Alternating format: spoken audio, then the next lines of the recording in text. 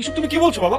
আমি তোমার ছেলে থাকতে এই মেয়েটা কেন অফিসে এমনি হবে? এই মেয়েটা কেন অফিসে সবকিছু দেখাশোনা করবে? আমার সমস্ত স্থাবর সম্পত্তি এবং আমার ব্যবসা বাণিজ্য ফ্যাক্টরি সব আমি শিরিন নামে লিখে দিই।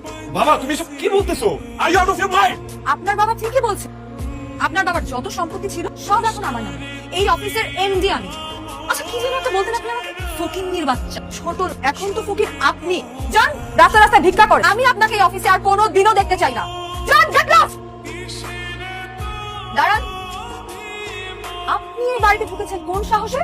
আমার বাড়িতে আমি ঢুকবো, কার সাহস নিয়ে ঢুকতে হবে কেন আমার? কি বললেন আপনি? এটা আপনার বাড়ি না, এটা আপনার বাড়ি না, এটা আপনার বাড়ি ছিল, কিন্তু এটা আমার। এটা আপনার বাসা, এই বাসা আপনার বাসা কিভাবে হলো? কারণ এই বাড়িটা আমি শিরিনের নামে লিখে দিই। তুমি এসব কি বলছো বাবা? তোমার যে একটা ছেলে আছে সেটা তুমি একবার ভাববে না? তুমি যে এই বাড়িটা শিরিনের নামে লিখে দিয়েছো, এখন আমি কোথায় যাবো, কোথায় থাকবো? তুমি কোথায় থাকবে, কোথায় যাবে, তাহলে আমার পছন্দ অপছন্দের গুরুত্ব যেহেতু তোমার কাছে নেই, আমার নেই। আমি একটা মেয়েকে পছন্দ করে এই বাড়ির বউ করে দিয়ে আর কি তুমি কি করবে? তাকে অত্যাচার করবে, অবহেলা করবে, অপমান করবে। এখন তুমি কি করবে না করবে সেটা তোমার ব্যাপার, এ ব্যাপার নিয়ে আমার ভাববার কিছু নেই। আপনার মনে আছে কিছুদিন আগে আমার বাবা এই বাড়িতে এসেছিল আর আপনি আমার বাবাকে ধাক্কা দিয়ে বের করে দিলেন? সেদিন আমি আর আমার বাবা যে কতটা কষ্ট পেয়েছি এটা আমি আপনাকে বলে বোঝাতে পারবো না। সেদিন যেহেতু আমার বাবার এই বাড়িতে কোনো জায়গা হয়নি, আজকে আপনারও এই বাড়িতে কোনো জায়গা হবে না। বেরিয়ে যান, এক্ষুনি বেরিয়ে যান। ভালো ভালো বলছি বেরিয়ে যান, তাহলে দারোয়ান ডেকে দেখা ধাক্কা দিয়ে বের করে দিন। এই হাসি,